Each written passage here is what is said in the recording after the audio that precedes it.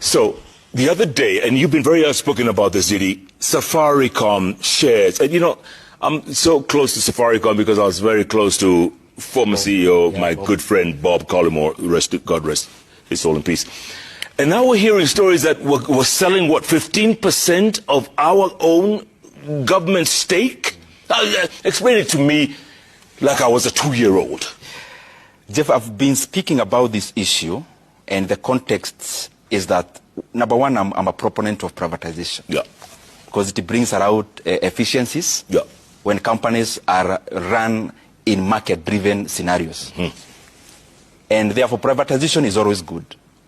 The big problem that I have, and I am glad I have seen even the professional bodies like ISPAC have put a voice in support of the same, is that we cannot afford as Kenya to be too desperate to give Safaricom for a song. I raised this issue when it came up, and I saw the National Treasury responding to saying that they are selling it above market price. And what I saw there was dereliction of duty. Because any person who knows about how capital markets work, capital markets provide liquidity, but not necessarily valuation. And I'll give you examples. And the reason I'm saying that is because this transaction, Jeff, our country, Kenya, has the capacity to lose over 100 billion shillings. What? In this deal. What? Just by people not doing their job and for competence not being front of it. All the companies in the world, as we have seen even in the US currently, there is a sale of, this on now CNN, is on sale. Yeah. There are two companies bidding, Correct. that is Paramount and, yes, tuna watch movie naitwa nini? Netflix. They are also bidding to buy. It shows you that when you are selling a block stake in a company, the market ceases to be the basis of valuation. It is only used by the buyer, not the seller, because it is to the advantage of the buyer. And I'll give you a few examples locally here.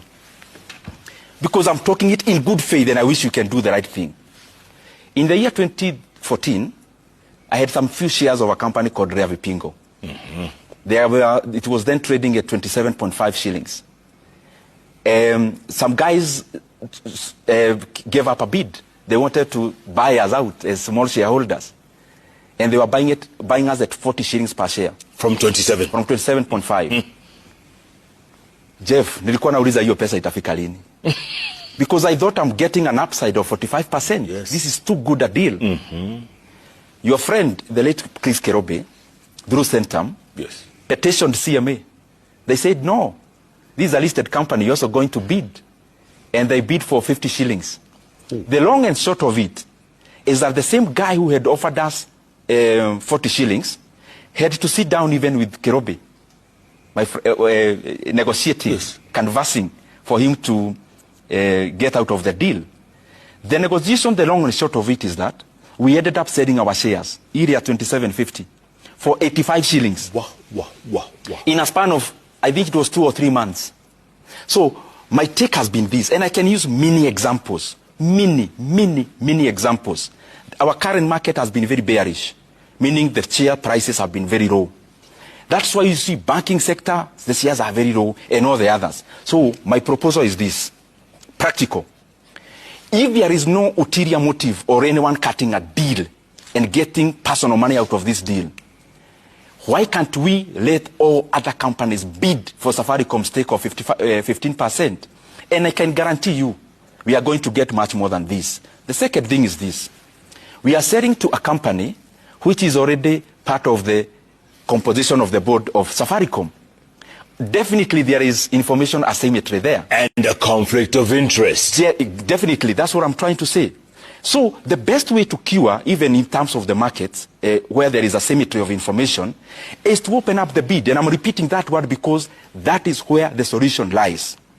If you look at the valuations of other telcos, just like Safaricom, and by the way, I can guarantee you, even these guys who are buying us, they also want to sell to somebody else. Because the Tisalat initially actually wanted to buy them. But that is besides the point. The point is that if you use all the canons of valuing a company, a bank has the way they are valued in terms of price to book based on the core capital.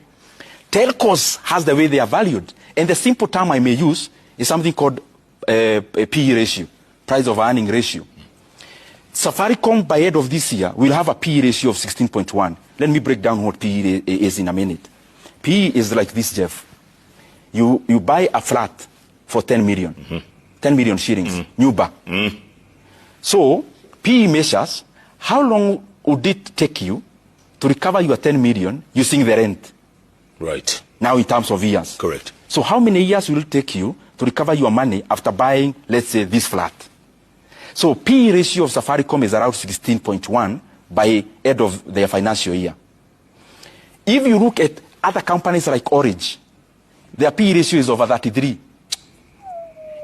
The guys who are buying us, Vodafone, they are listed, Vodacom themselves, because that one is owned by the other one that is listed in the JSC. Correct.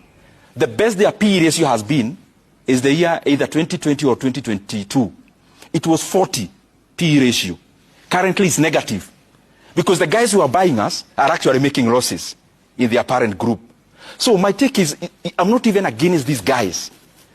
Let's have a sequence where Kenya gets the best value. And the best value is as follows. Yeah. One, we may list Safaricom. I had proposed this when I had a chance back then. Yeah. List Safaricom in the London stock market, LSE, exposes to the global market, so people get to know there is this profound, nice company, which is not just a telco, but a fintech, but also a tower company. Then from there, open only 3 month bid for people to bid. You'll see a Tesseract bidding, you'll see KKR bidding, Blackstone bidding. If Kenya gets more than the 2 or 4 billion, and we get 350 billion, don't we all benefit as Kenyans? Absolutely.